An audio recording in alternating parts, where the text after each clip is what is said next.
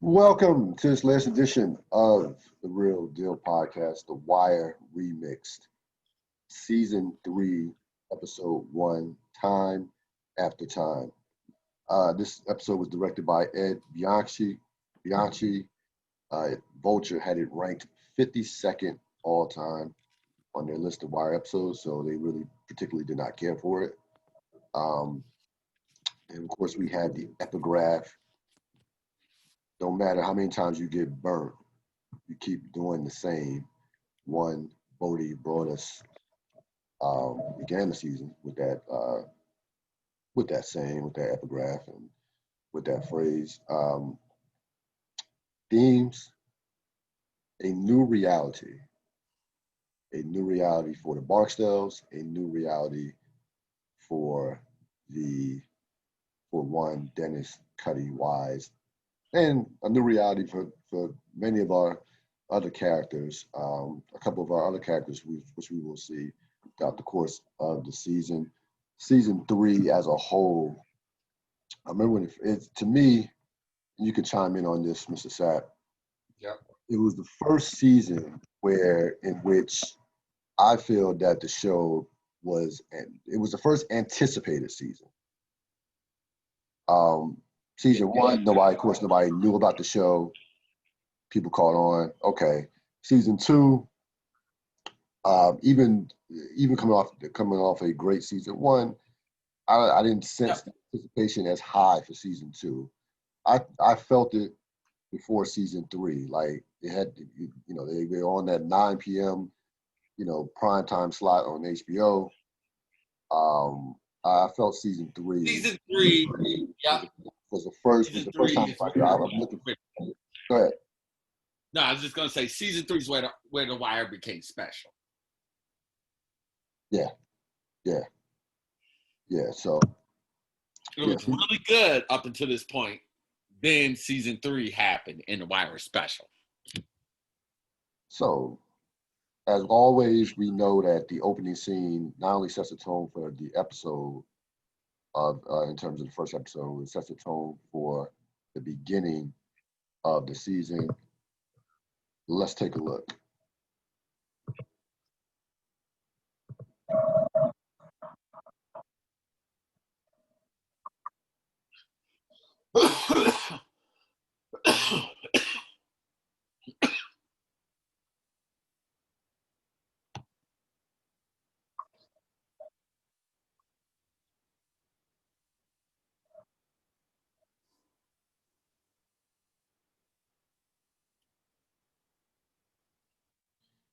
So we have Bodie, Pudding, and Pooh talking about the future, talking about various stories in terms of their interpretation of what's going on. Mayor Royce talking about reform and that being a philosophy of his administration.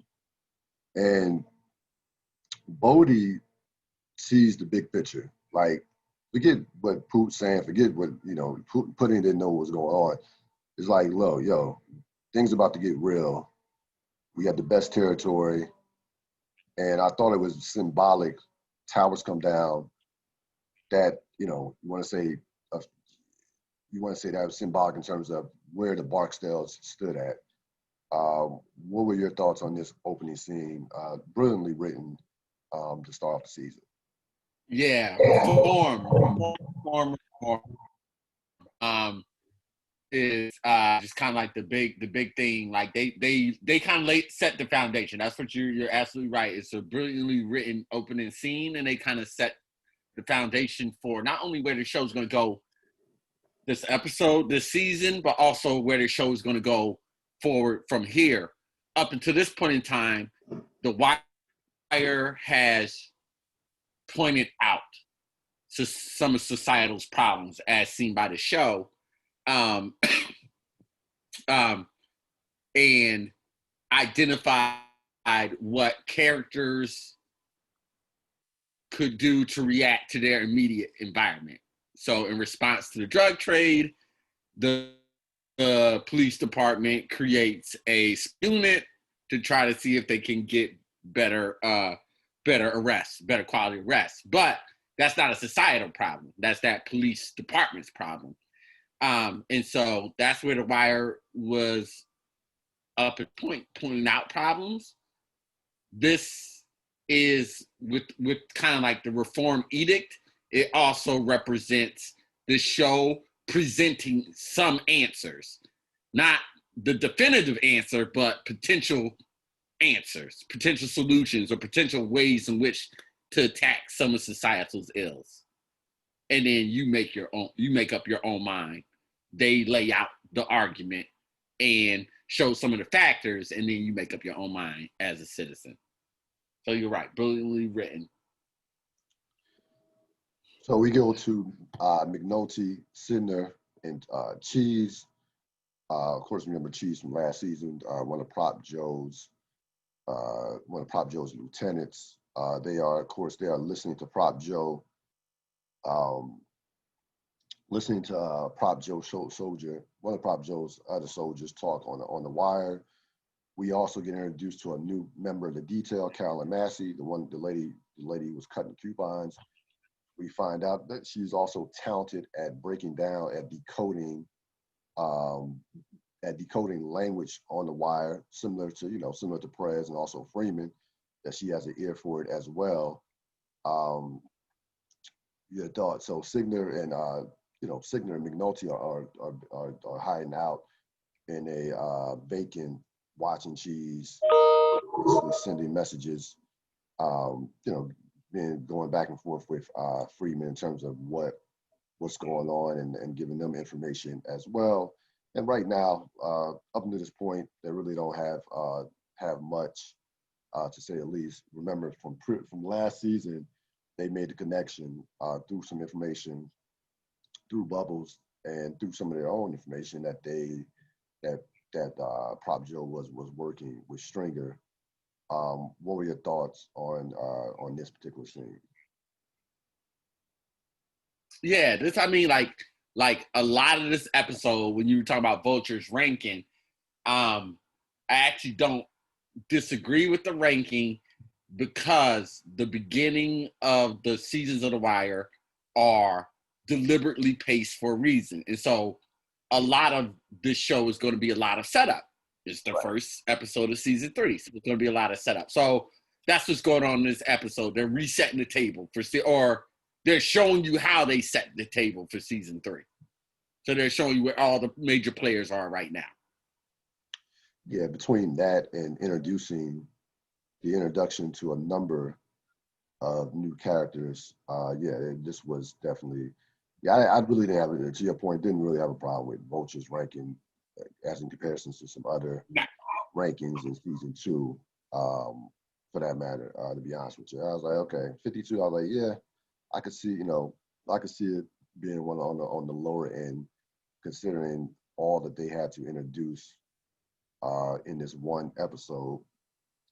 particular episode. So you have Herc, Carver, and some new Western District cops that we get introduced to. Dozeman and a couple other cops. They get tricked by the Corner Boys into chasing a decoy who they thought had the drugs. Turns out that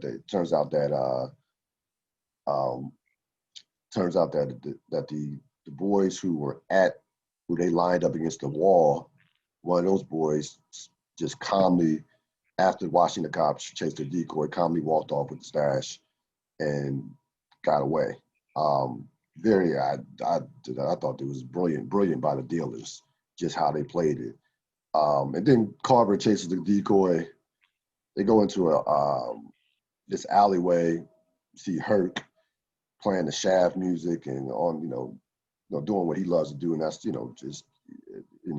rumble in the streets and things of that nature. That's what Herc loves to do.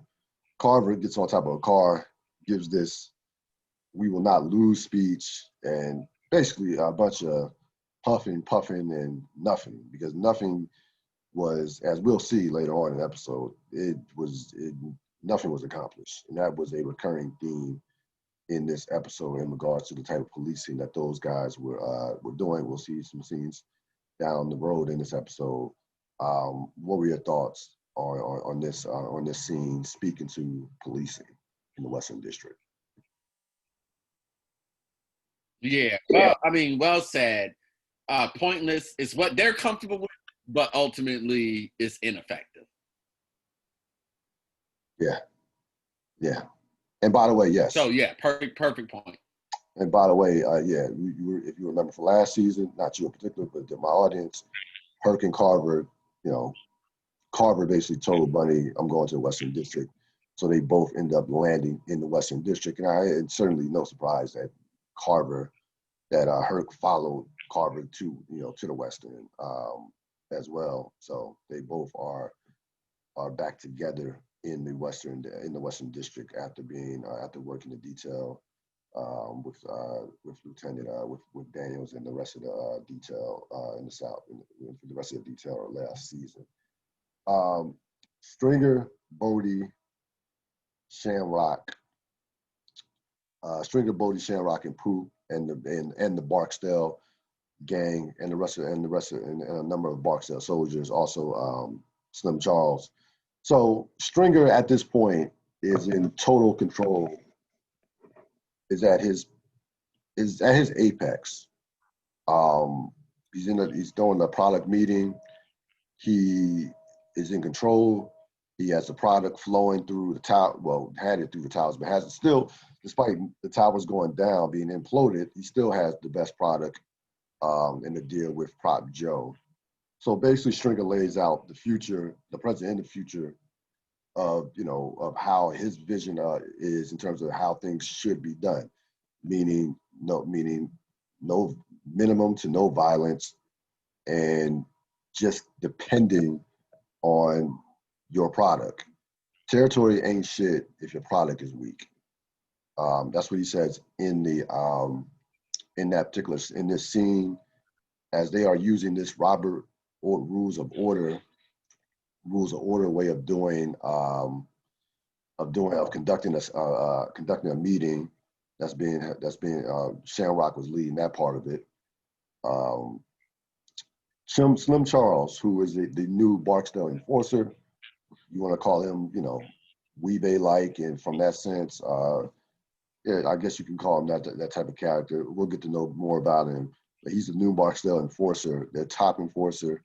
He says something very important in this scene, and I think it's something that that you should remember and think of for the rest of the season, to be honest with you. He says, all the product in the world don't mean nothing if you're constantly getting your ass whooped standing on someone's border. Very important in terms of the direction of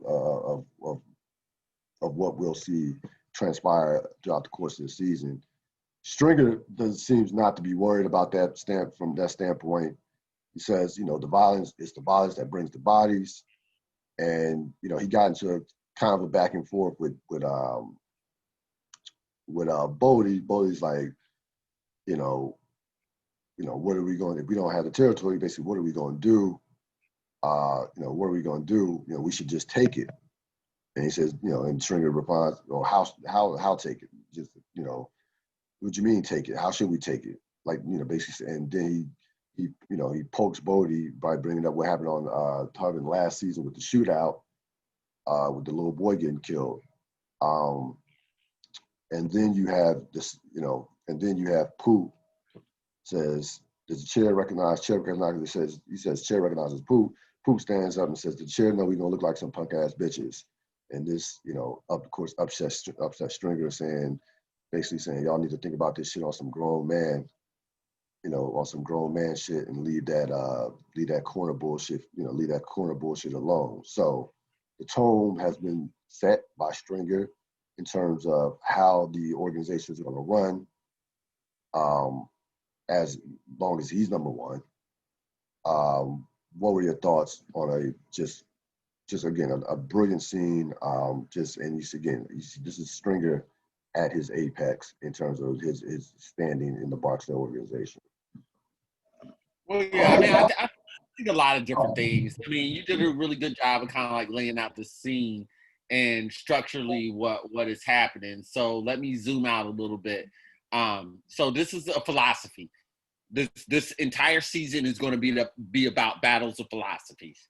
The reform was the perfect one at the beginning, and it's perfect that this season starts to transition into opening up the world, particularly going into the political realm. And so it's capitalism versus socialism versus communism. Like so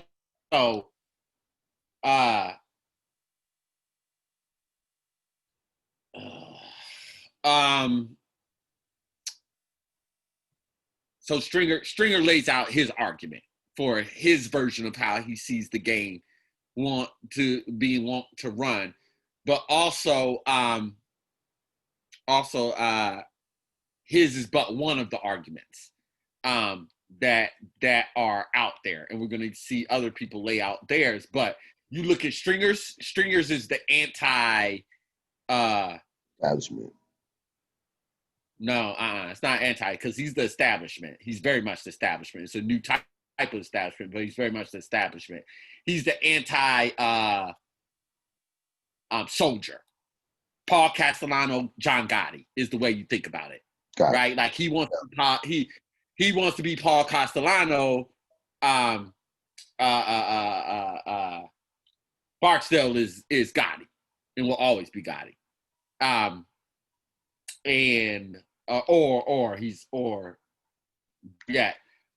Stringer's Castellano, always has been Castellano, always will be a Castellano, and Avon is Barksdale is a soldier, always will be a soldier, always will be Gotti. And so the philosophies are in direct conflict of each other, will always be in direct conflict of each other. And so this is the very, very beginning of setting that up. So Stringer just in this meeting laid out his philosophy, his version of, I guess if we were relating it to a political philosophy, his would be capitalism. Yeah, a couple of. He said nothing else matters. Damn pride, damn all this honor stuff, all these things for soldiers. This is just about making money. Damn a territory. This is about making money. Yeah, he couple of other things. He also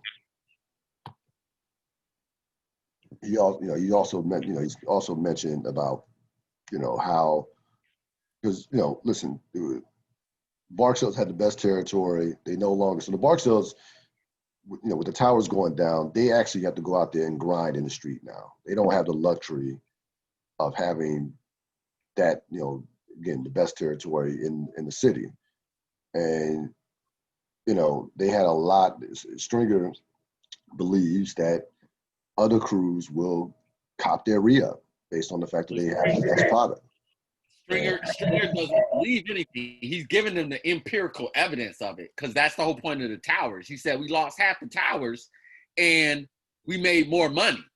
So he's laying down the argument that actual physical territory means nothing. Yes. So he's saying that there is no best territory.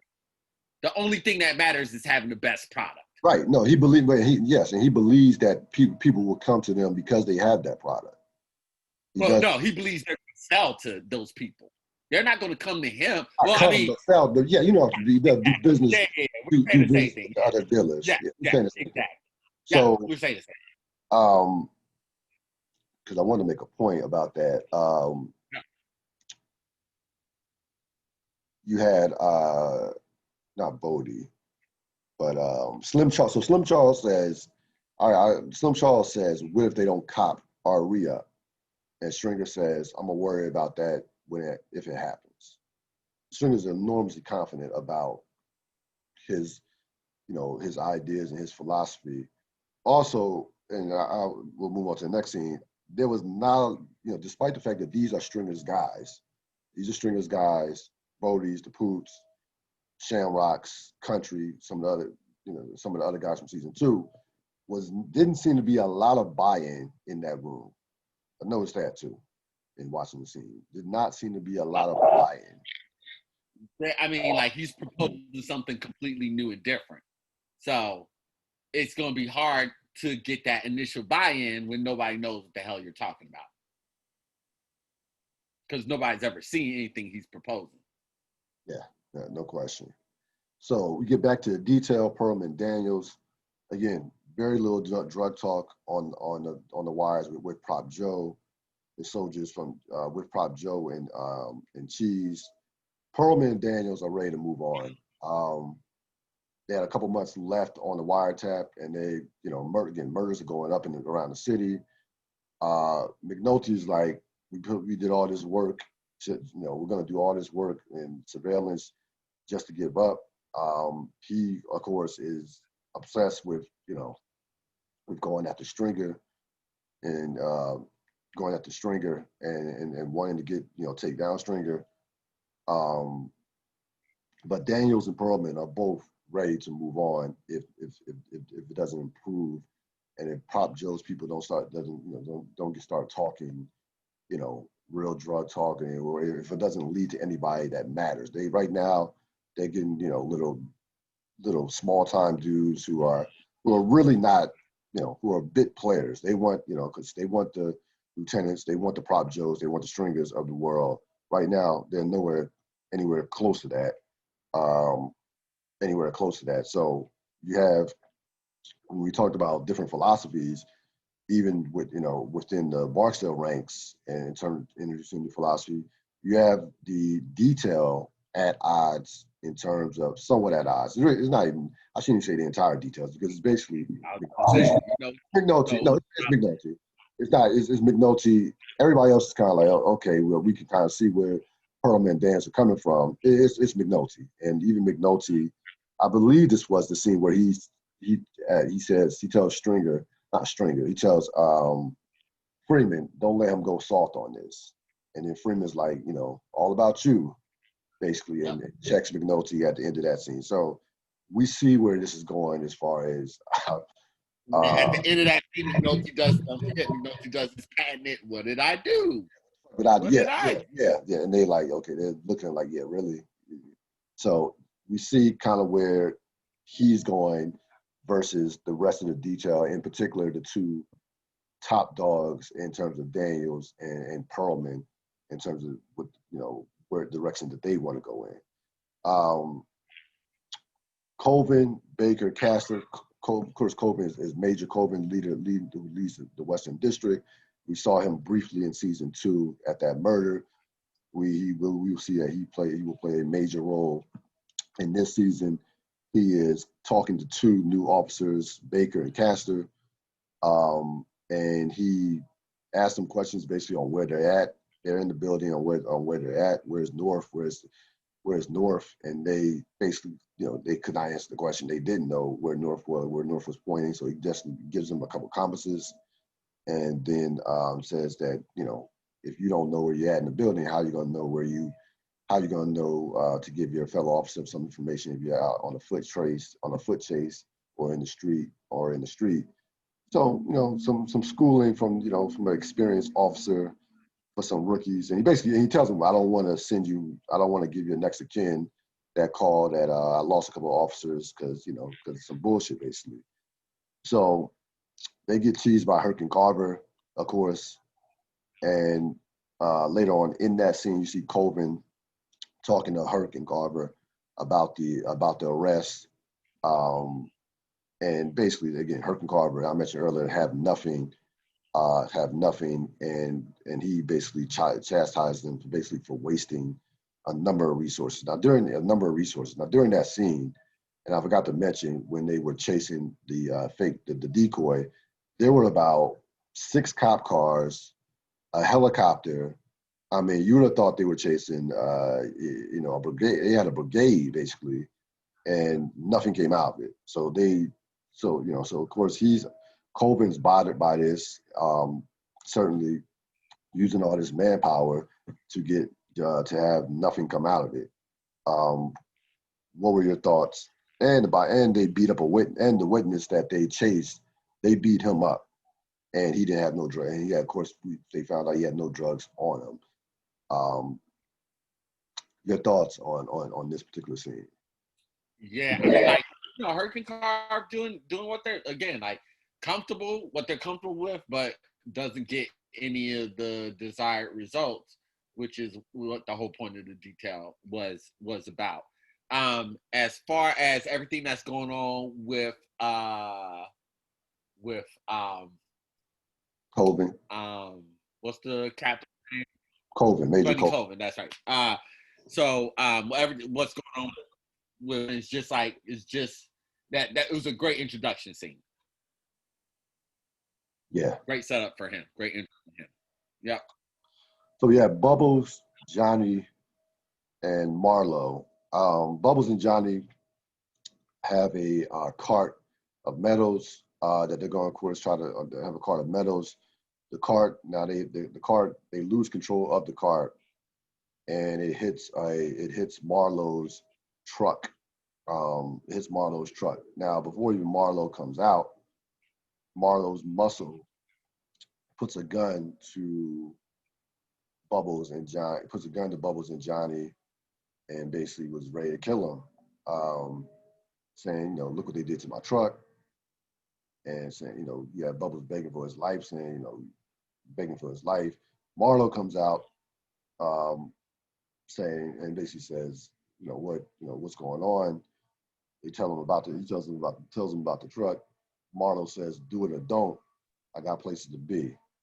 And the guys said, the guys let them go, but because of principle, takes their pants, which I clearly didn't understand. I mean, I understand the principle aspect, but I wouldn't want the pants of two crackheads myself. Marlo, again, we'll find out plenty on him, but even initially, even the first time we saw this scene, even the first time I saw this scene, you knew that this guy was somebody important, even in that short scene.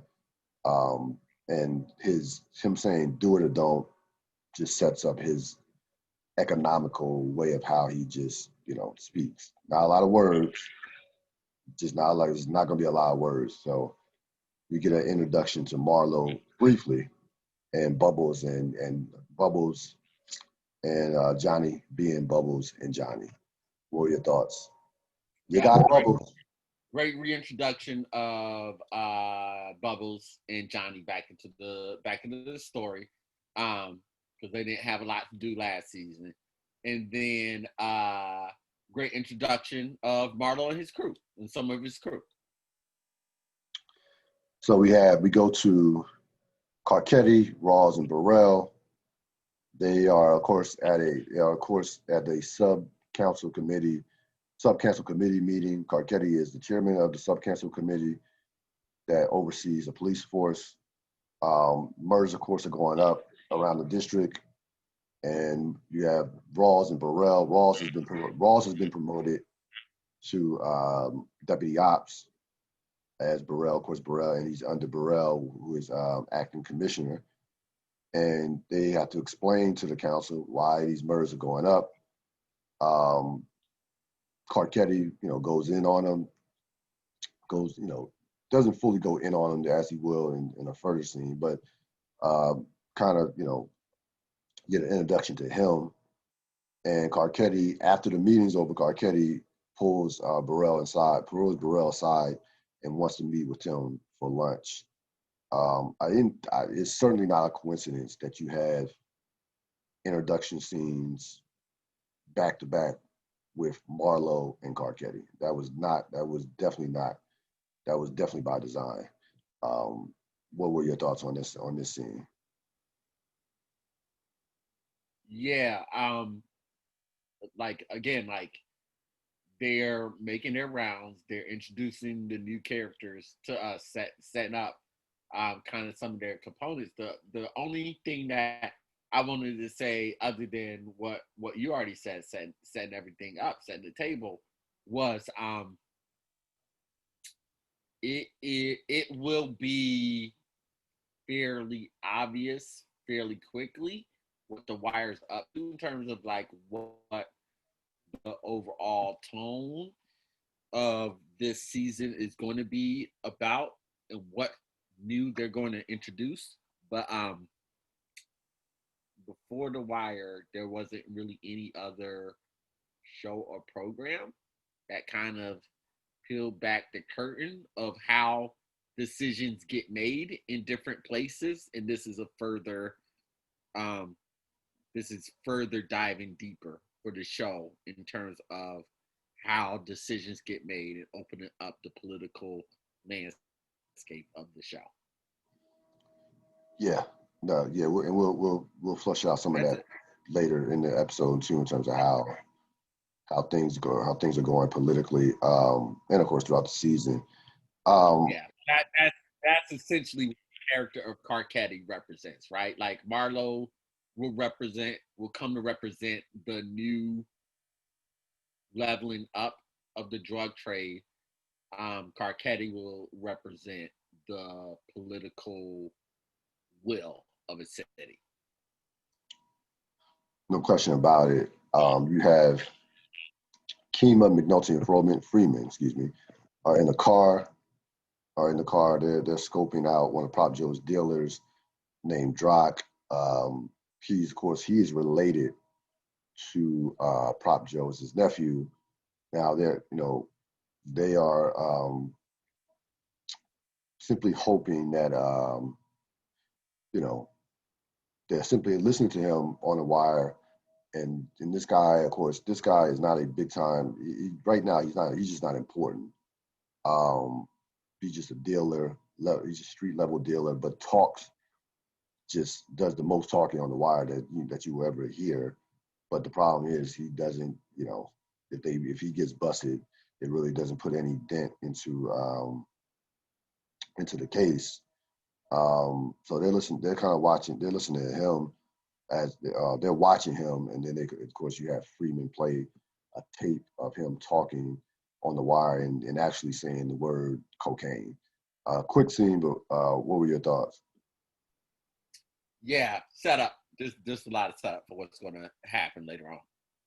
Bubbles and Johnny go to the junkyard. They get the money they get money for the parts, and of course, and quick scene. But the dude says, you could use no, he's not wearing any pants.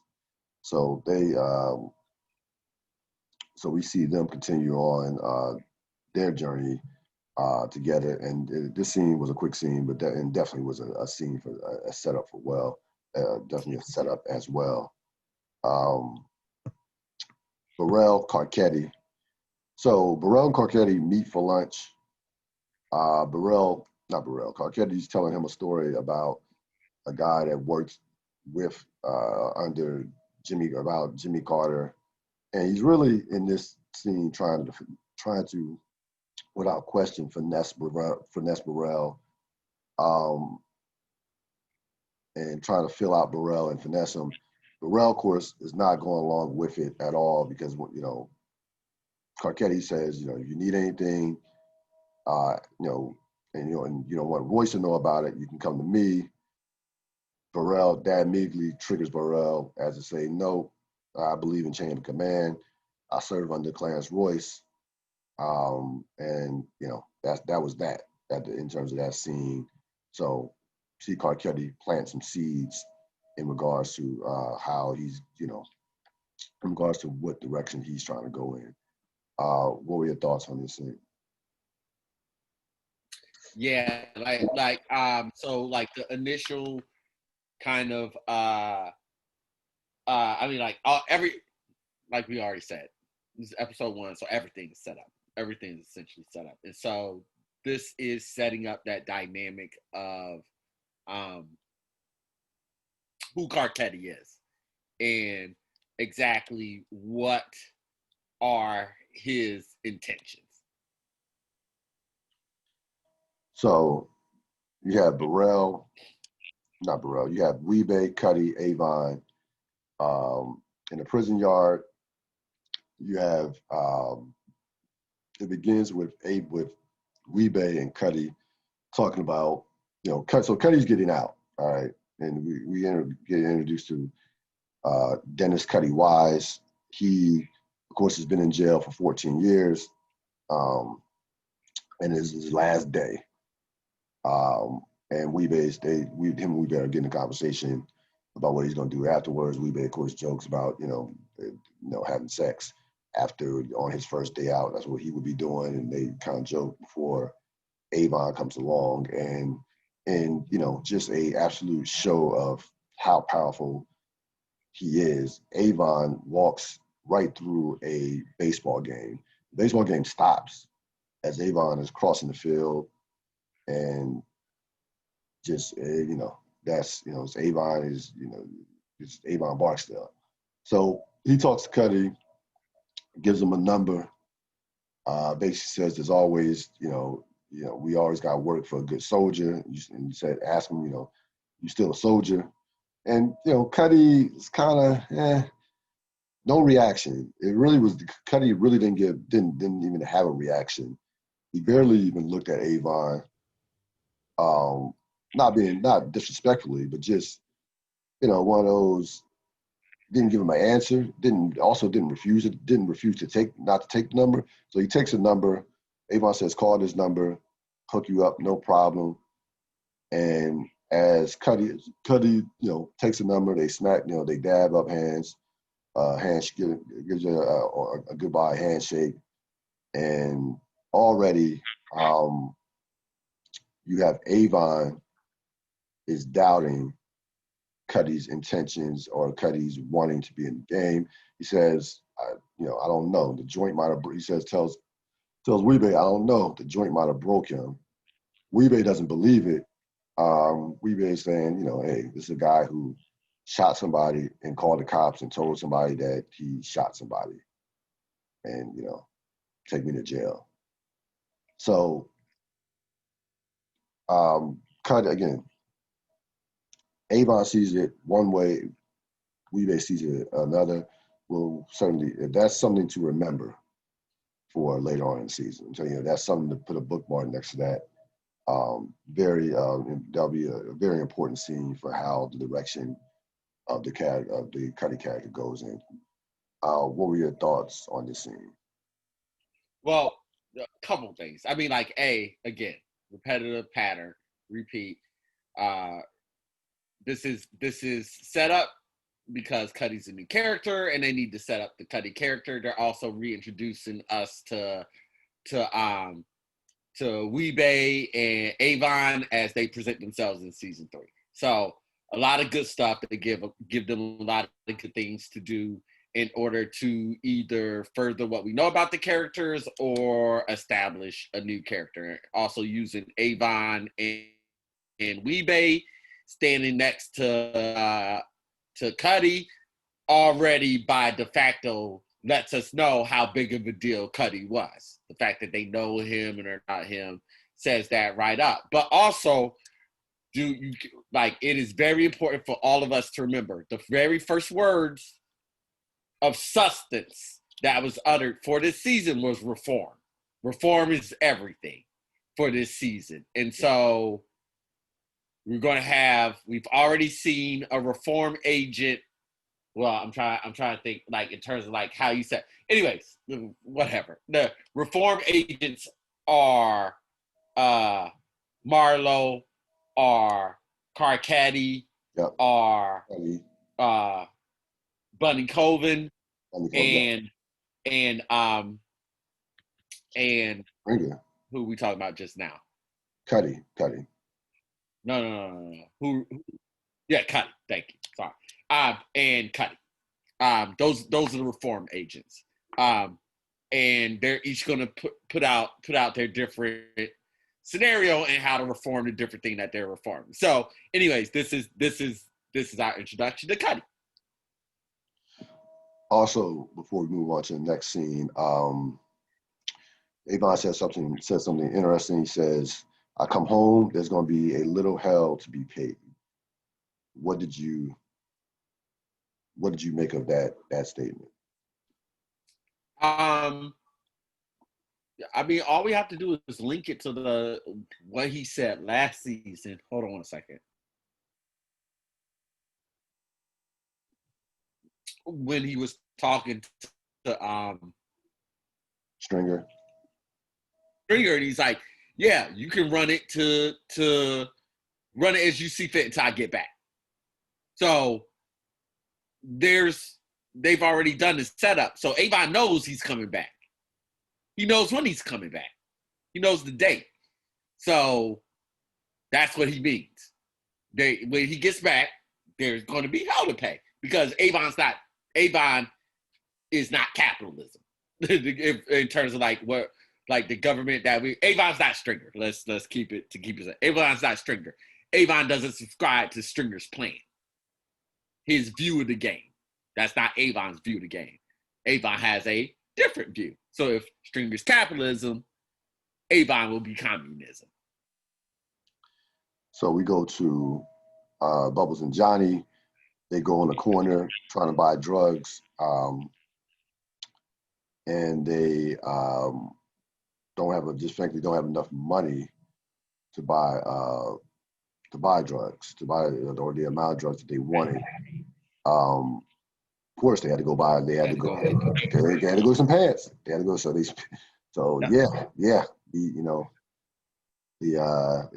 drugs or pants. They chose pants over the drugs, and the young dealers are just not trying to hear. They try to run some game, cut some deals with the young dealers. These young dealers, which we'll get to know over the course of the season, just not no.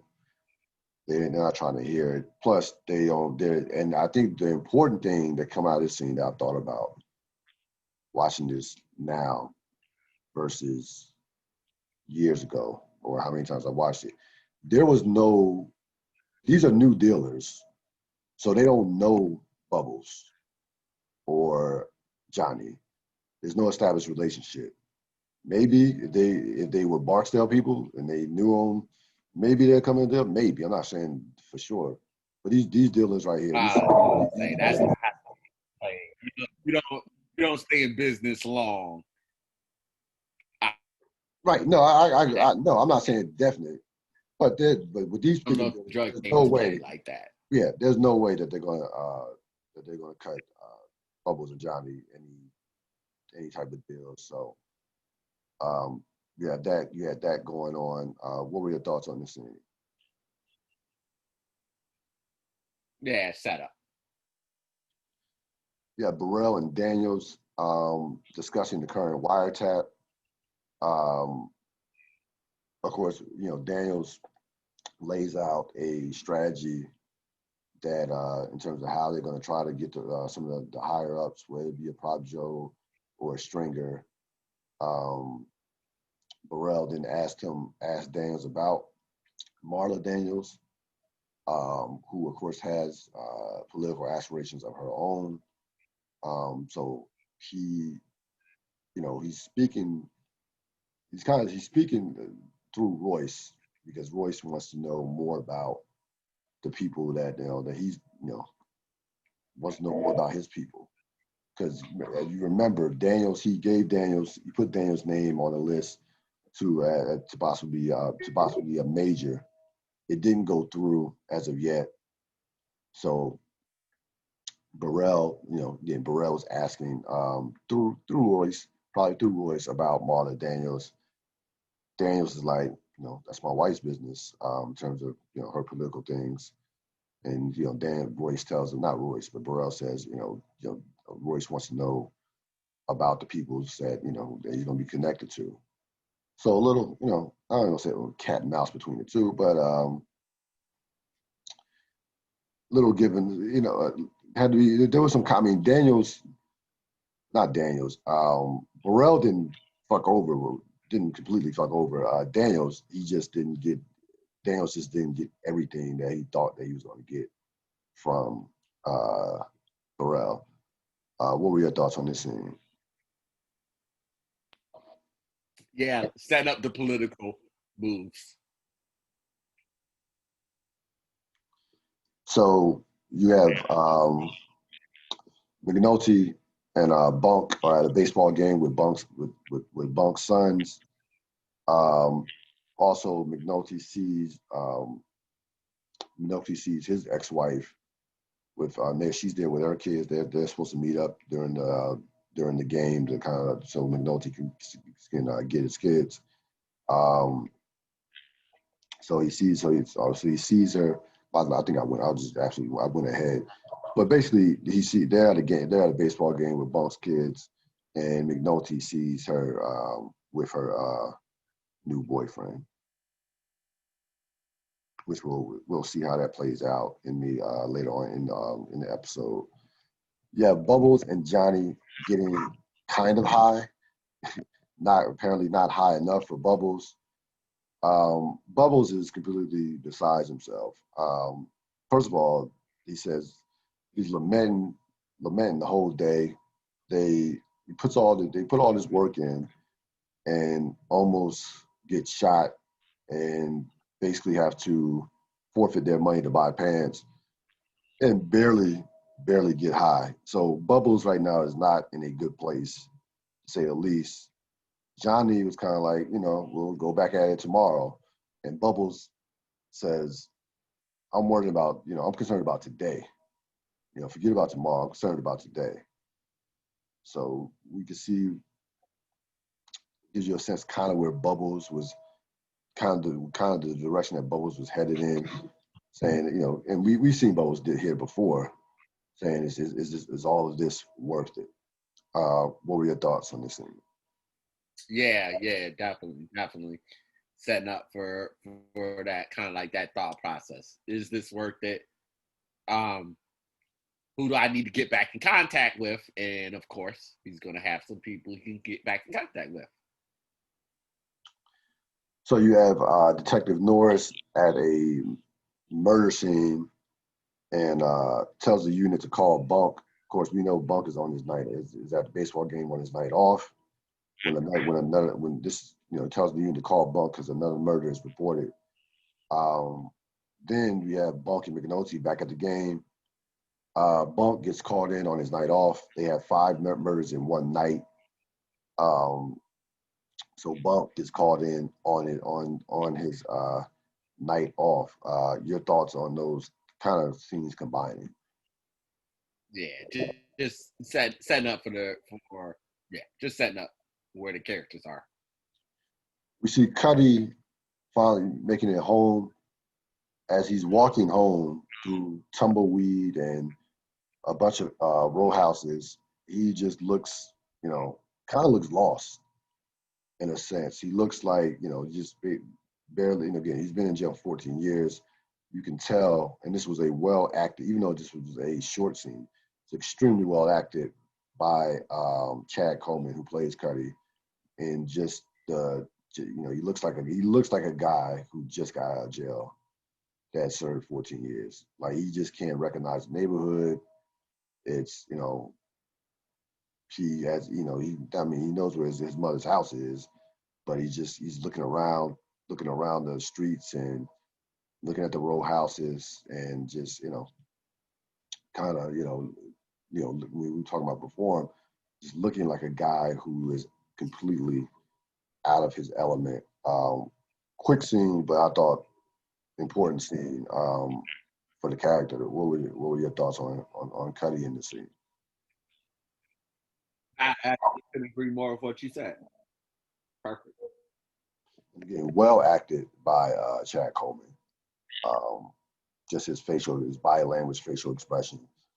Rawls and Major Marvin and Burrell, they had these meetings with all the commanders called Comstat meetings.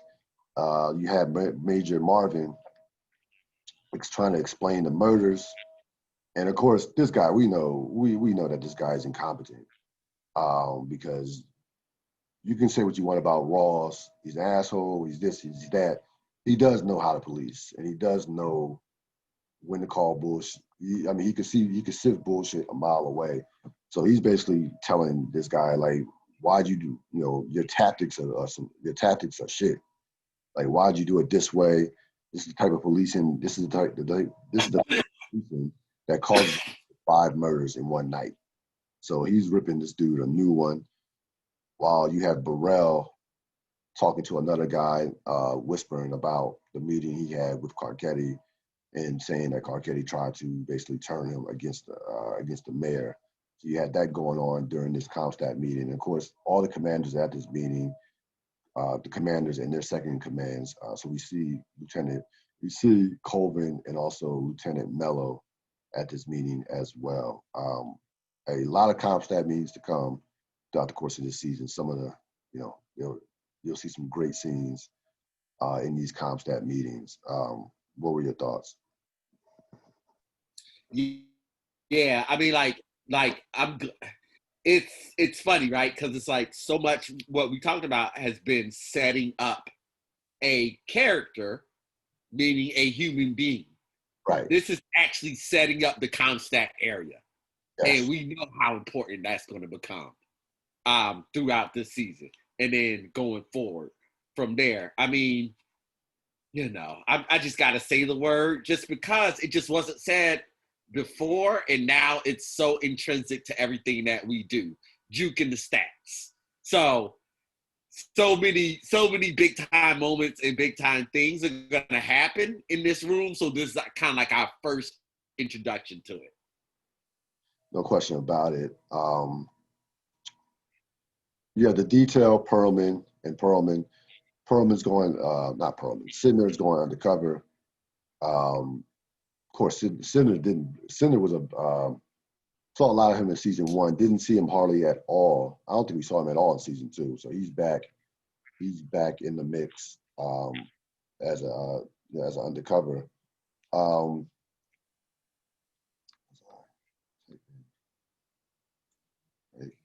So we find out that they're getting ready for a raid, for a bust, not raid, for a bust. Perlman realizes that Daniels is living out of his office, living out of the office, and then they have the busted drug dealer along with Sidner, that Sidner was working undercover. A couple things going on in this scene. What were your thoughts on that? Or what were your thoughts on the Perlman Daniels dynamic? Yeah, I was gonna say. I mean, there's a lot going on, but not really because they're not touching on anything, right? So Perlman just it's the noticing. We see it. It's just like the noticing of it and set it out like that. And even though they set up like, this is our move that we want to potentially, get the nephew. No one has said that with a lot of confidence. So they're setting up for that scene, but even within the setup, it's not like you're like, wow, like the big, like this is going to be a winning strategy. Right. Yeah. Right. So we get back to Cuddy. Cuddy calls the number that, of course, that Avon gave him. He receives a package that was directed to him by Shamrock. Shamrock lets him know, hey, once you take that package off the corner, and when you are ready for some real work, let us know. We'll see how this plays out over the course of the episode. This is definitely a setup for how this episode will conclude. Daniels and Marla. Daniels goes back to the house. At this point, they are just together for appearance's sake. He comes in and then heads upstairs. He comes in and then heads immediately upstairs. And then after, when she's meeting with Delicate Watkins and some other political figures, she's running. She's running for office. And then they talk at the end of the scene. And, basically he says, hey, whatever I can do to help you out, you were there for me all those years, so whatever I can do to help you out. So, yeah, and something we already knew at the end of last season, that they are completely separated. And at this point, they are, he's just trying to help her, get to her goals, and he's trying to help her out with her respective political aspirations and career. What are your thoughts on this thing? Yeah, couldn't agree more. Their relationship is dead. They're just helping each other out. Rawls and Burrell back at the councilman's meeting are completely just being ripped by Carcetti for misusing in his eyes, misusing departmental resources. Apparently, there was a trip to Miami, and Carcetti basically saying that, basically says that, you know, how could that be? How could that benefit what's going on in the city right now? So Carcetti coming after Rawls and Burrell in particular, in this subcommittee meeting, kind of paralleling the CompStat meeting when you think about it. So you see Rawls and Burrell on the other side of it when you saw Rawls doing the ripping at the CompStat meeting. What were your thoughts? Yeah, I mean, that's the perfect comparison, right? Because that's what we mean when we say political pressure. Your top person puts pressure on the next top person, to put pressure on the next top person, put pressure on the next top person, till you put the right pressure on the right supervisor who can get the thing done. And so you're absolutely right. The connection between the CompStat room and this are a one-to-one. Like, this is a direct connection between those two. And they're now, what the brilliance of what we'll see this season, but this is like a nice example of it, is that not only will it show us how the politics get done, but it will then also illuminate past decisions that were made. And so you see that Carcetti is using the media to put pressure on Rawls because, is it Rawls? You mean Royce? You talking about Royce? Royce. No. Burrell. Burrell. Thank you. Yeah, Sorry, Rawls. Yeah, to put pressure on Burrell so that Burrell can be his snitch, essentially. So it's a political. I mean, like, this is the political game. We're watching it in action right now. So on one instance, they're kind of like showing us exactly what happens, letting us know how certain decisions got made, and then setting up Carcetti for what they're setting him up for in the near future and the far future. So you have Rawls, Burrell, back at the CompStat meeting. They give a mandate that the murders don't exceed 275. Now, keep in mind, they are already at 250. Colvin asked, how do you make a little bit? Huh? Initially, they asked, can you hear me? Yeah, I can hear you. Go ahead. Initially, they asked for 250, but they were already at 232 for the year. That's right. Yeah, you're right. Yeah, that's right. Yeah. That's it. Yeah. So yeah, 250 because so they know 250 wasn't going to be doable. So Burrell, so Royce was like, let's say 275 along with his assistant, and then of course that goes back to the CompStat. We hear that from the CompStat at the CompStat meeting, saying that the mandate has been set at 275, and Colvin says, how do you make a body disappear? And basically, Rawls and Burrell are not trying to hear it from that standpoint. Burrell said, all of you are in this position because you were appointed. You can be replaced with people who will get our numbers. It's just that simple. And then you hear Valchek, as everybody's leaving, kind of, says to says to Colvin, what got into you? And Colvin says, hey, I'm 6 months from my retirement on a major's pension. On a major's pension, what they're gonna do to me? Put a bookmark next to that one because he will find out. You have Cuddy watching the corner boys as he's trying to figure out what to do with this package. Remember, Cuddy went to jail. He was an ex-Barksdale enforcer, so he's not a drug dealer. So he, giving him a package is like, it has no value to him because he doesn't know how, he doesn't know what to do with it. So he's watching some corner boys move drugs and some ideas, and his wheels start spinning. We'll see how that plays out. What were your thoughts? No, first of all, what were your thoughts on? I'm sorry, I skipped. What were your thoughts? Yeah, setup. Comstat, but even before cutting, what were your thoughts on that Comstat meeting?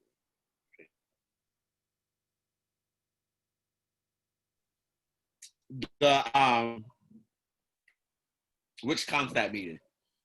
With the mandate, the 275 MERS, that when Colvin said, yeah. 6 months from his retirement. They were not happy. They were not happy. Yeah, no, they weren't happy about that at all. But also, the thing that when you were talking, the thing that I like is that The Wire does is when they use a past character to prop up a future character. So I love them using Check to kind of give Bunny that boost. Like, okay, yep, y'all know how big of a deal I am. I'm sitting here talking to Bunny like he's my equal. So that gives him a rub without having to do a lot of explanation about how important he is in the whole scheme of things. That's it. Yeah. So, yeah, the Cuddy scene was a setup. Watching the corner boys, we'll see how that plays out. The detail in Daniels discussed the next case. Again, McNulty wants Stringer. Perlman and Daniels are ready to move on. McNulty, of course, has been surveilling this case along with Sidner, like the better part of like last 6 months. He doesn't want all this work to go to waste for nothing. But the bottom line is, at this point, they're getting nothing. They're getting nothing out of the case. The steps are, they're making incremental progress at best. Even Lester realizes this. Everybody realizes this except Jimmy McNulty. And again, Perlman and Daniels are ready to move on. Daniels basically says there are other targets out there, and we will see how this plays out. What were your thoughts? Yeah, McNulty is being a baby. Yep. Cuddy and Fruit, of course, is a dealer, a mid-level dealer who has his own corner. They make a deal with a package with Cuddy's package, 60-40 split. Even seeing this in the beginning, at the first time you saw it, you knew this wasn't going to turn out well for Cuddy. You got a sense this was not going to turn out well. Just completely out of his element. They saw Fruit sees fresh meat, basically. Oh, look at this old dude. Guess what? Bait. No, I was just gonna say, guess what? Drug dealers you don't know, not trustworthy. Who knew? Yeah. Who? Yeah. Sorry. Yeah. No. Yeah. Don't. That's not. Yeah. That's not going to. That's not going to end well. And of course, I mean, Fruit, by the way, knows that, like, this dude, like, Fruit probably in his mind was saying, why would you have a package, just, you had, like, move it yourself. Like, what? So Fruit took complete advantage of this situation. We'll see how this plays out by the end of the episode, of course, and so on. Colvin, Herc, and Carver, they're at the station. Again, Colvin sees more pointless arrests by Herc and Carver with nothing coming out of it. Herc had a line at the end of this scene, which it was classic Herc. Herc was like acting like assholes in front of sworn officers. that's one of the charges. Oh man, gotta love Herc. But again, this was continuing a theme over the course of the episode with that Colvin is not happy with what he's seeing within his own precinct, in his own squad, in regards to Herc and Carver. And of course, we'll see how this plays out over the course of the season. What were your thoughts on this scene?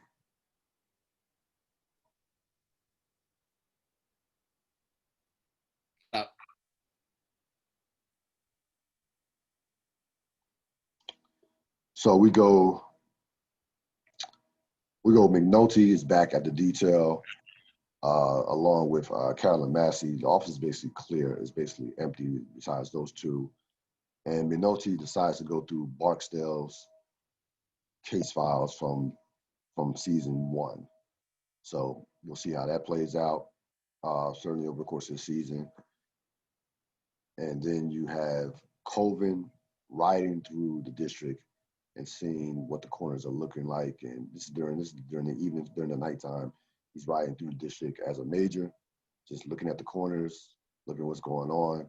What were your thoughts on what Colvin was seeing and possibly what Colvin was thinking when he was riding? Yeah. This is the beginning of that form idea in his head. Like you can see, just like you said, he's not happy with Constat, so he's not happy with how they're being asked to police.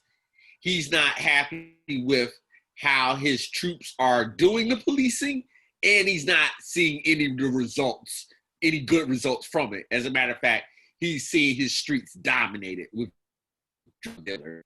So time to do something else. That's you can see the beginning of the idea starting right there. Oh yeah, it seems like the wheels were spinning during that particular scene, without question, for Colvin. So we go back to McNulty.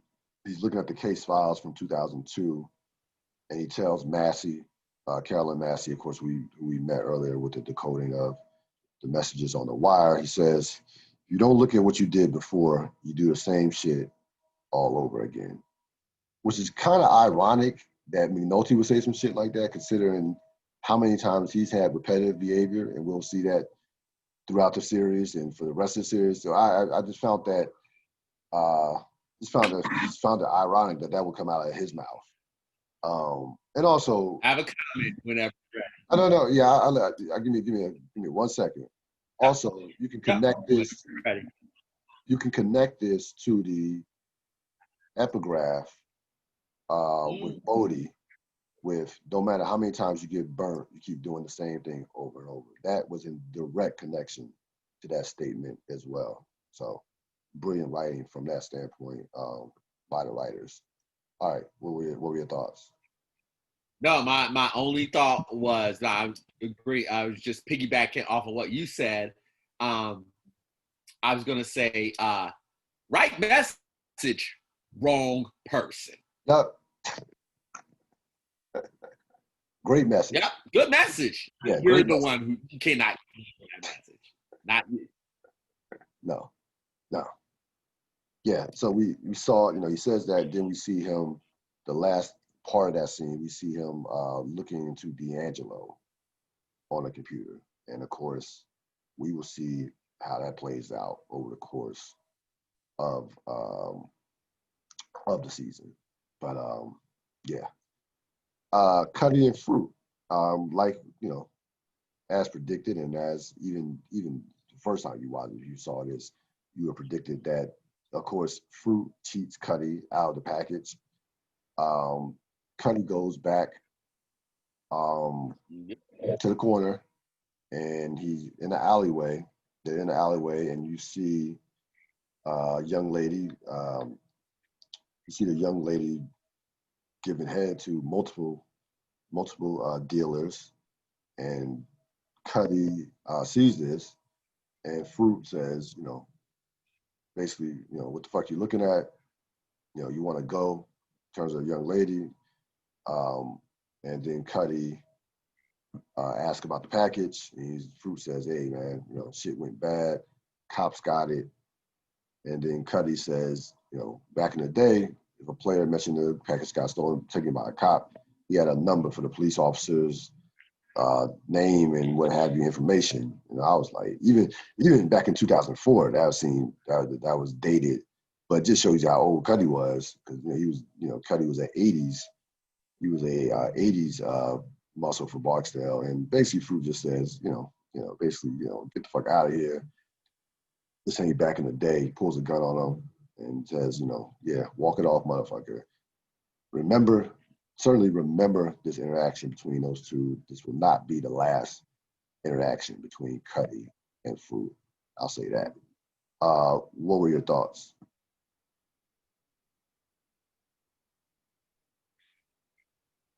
Yeah, it's setting up. It's definitely setting Yeah, Cuddy. I mean, I think they did an excellent job of just depicting his character just being, just completely out of his element. Like the game, the game has passed him by from that standpoint, and rightfully so. He's been in jail for 14 years. He's not going to know what's going on. If he went to jail, this episode, this was shot in 2004. So that's what 94, 1990. So it is the difference between the drug. I mean, the drug game changes all the time by month by year. So like that's 14 years out the drug game is a eternity. So I thought they did an excellent job of just depicting this guy who ex-enforcer, but nobody knows who he is outside of Barksdale's, and up. it's just like walk it off. Nah, that's exactly. I was gonna also add in uncertain if he wants this life anymore.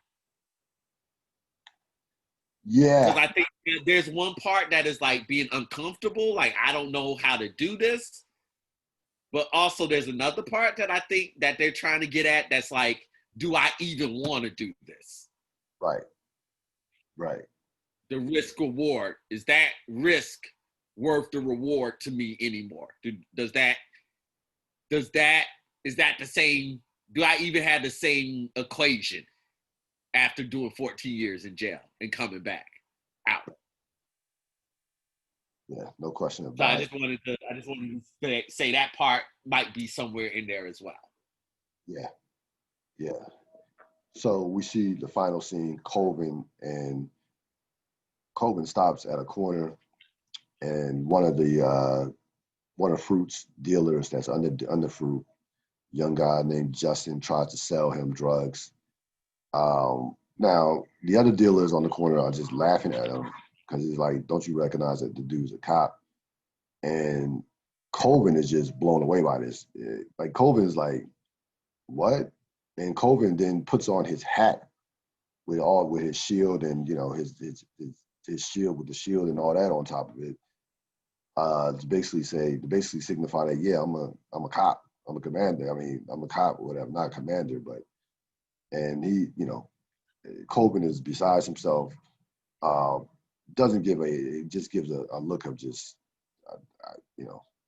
disappointment and confusion.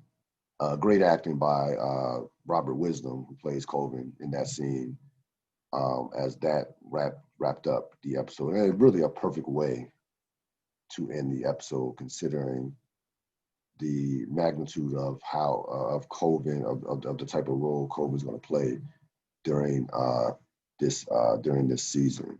So what were your thoughts on that final scene?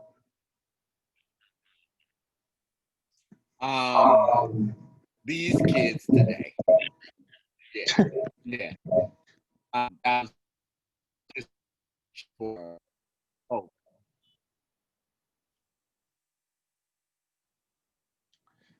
I was kind of surprised that the dude that the young boy didn't recognize that he was a cop.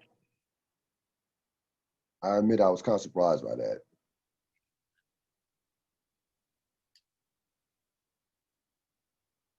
these kids today. But again, I think there's a reason why they chose that particular kid, because we'll see how his story plays out. So now I'm thinking about it, that's without giving anything away. There's a reason why you will see why that particular character was chosen to try to sell drugs to Colvin and not know that he was a cop. We'll see how that plays out. Because I was like, I was thinking to myself when I first saw it, when I first saw this, not when when I first saw it, like how did he not know that this dude didn't look at the card and I mean, I was like, how did he know that this guy wasn't a cop? And it wasn't even trying, like Colvin's not undercover. It wasn't even trying to hide the fact that he's a cop. He's in a marked vehicle. and what have you. But there's a reason why they chose that particular character. Yeah. And Coven's a captain. His major. His undercover day, major. Sorry, yep. His undercover days are long past. Yes. Yeah. No. Yeah. It was not that. Yeah. That the car was. Majors don't have to go undercover. No. Yeah. If you see a major driving a marked car in uniform, there's no hiding. He wasn't trying to hide. There was no, nothing inconspicuous about his appearance on that corner at all. He wasn't trying to be. He wasn't. He was trying to see what's going on, survey the landscape. So that's not a major's job. A major's job description isn't about being inconspicuous. No. I'm sure they want you to know that they're majors. I'm sure once you get to that level, I earned these stripes, I earned these bars. I want you to know I'm a major. It's like generals. A general's not gonna be a sniper in the trees somewhere. No. Not at all. Them days is long past. And that might have been one of the things he did on his way to being a general, but them days is long gone. Far gone. Yeah, we talked about themes, and of course, you bring up the biggest theme, and the theme that was of this season is going to be Reformation. Reformation is going to be the theme that drives this entire season. And again, I talked about it earlier with there are new realities for these characters. There are new realities for, the Barksdales organization. No longer, they don't have the towers to lean back on. What are they going to do about territory? Cuddy's new reality. Out of jail, you're no longer in the comfort zone of being, if you want to call it a comfort zone. But to be honest with you, a lot of people that are locked up do see jail as a comfort zone, even when they get out. And you see a lot of guys just can't adjust to reality coming out of jail, especially after coming out of jail for a long time. So you see Cuddy having to deal with his new reality of, basically he has, like, up to this point, we don't know what is, he's not doing what we see him taking the package, but what is his skill set coming out of jail for 14 years? What he's faced with a new reality. Even with McNulty, you want Stringer, but you know what? The work and our mandate might be seems like it's going in a different direction. How are you going to deal with that reality? So a number of characters facing different realities, and how they respond to those realities will drive this season without question. The MVP Chardine Award, I had a very difficult time with the MVP award, so I'm going to turn it over to you. Okay, yeah. I definitely got it. I got it. So Cuddy's my MVP. This entire episode is about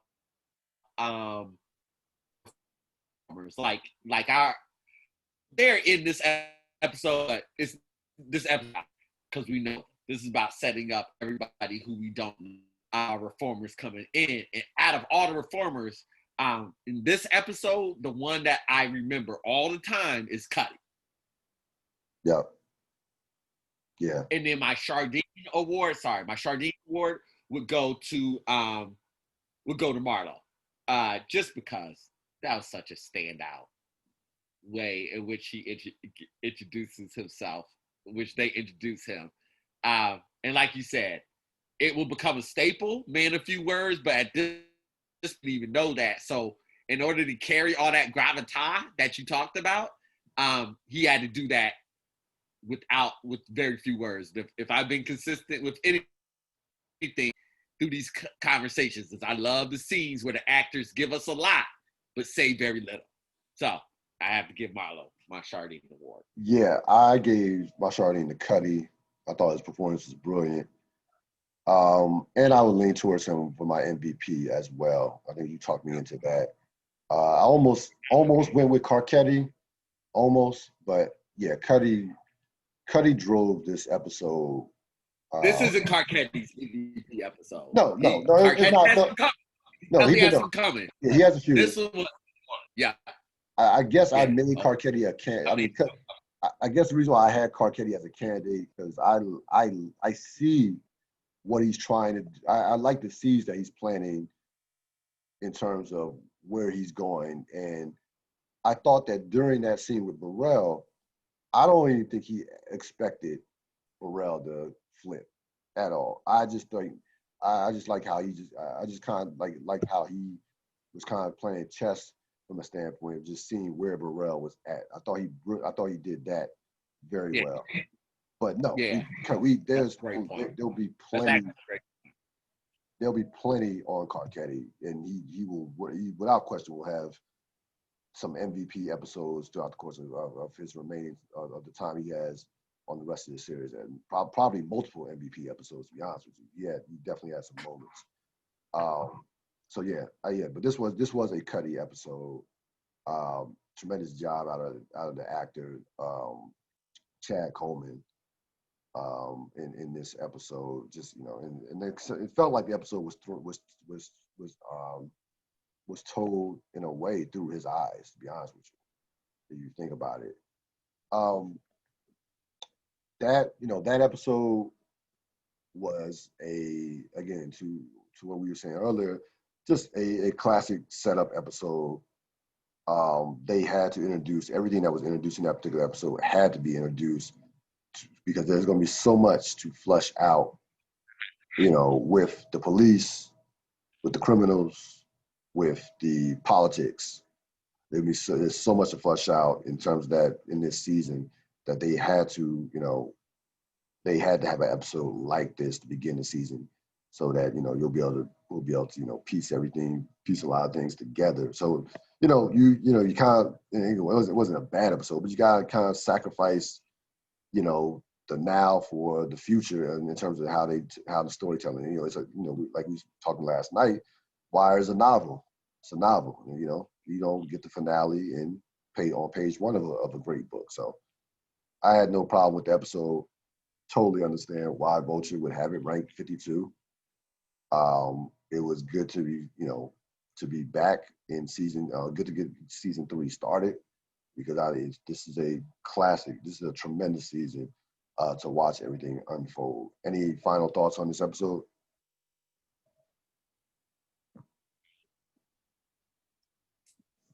The Wire is very happy with the pace it creates. Yes. Yeah. Yeah. They are like they are not, and this is what made the show so brilliant and separated from all the other shows. They move at their own pace. No one ever dictated to them how, well, with the exception of season 5, and we'll talk about that, of how fast they are, how of their pacing, and that was a situation that they had no control over the season 5 in terms of the pacing because of the episodes being cut. But no, they're gonna move at their own pace. Like they did not allow what was on television in 2002, 2003, 2004 when the show was shot to dictate their pace. They're gonna tell their story their way and with their own pacing. And that takes a lot of takes a lot of heart, a lot of guts, because we know even back in 2002, in the early 2000s, stuff was still moving fast, even at that point. So I was into it and definitely will be looking forward to flushing out this season. Just a tremendous story in terms of the theme of Reformation. All right, Robert Sapp, thanks for joining me. We will see you next time. All right, sir. Have a good one. Stay safe, stay healthy. No question. That's going to wrap it up for this latest edition of the Real Deal podcast. As always, thanks to Robert Sapp for joining the program. We will see you next week with episode 2, season 3 of The Wire. I'm out.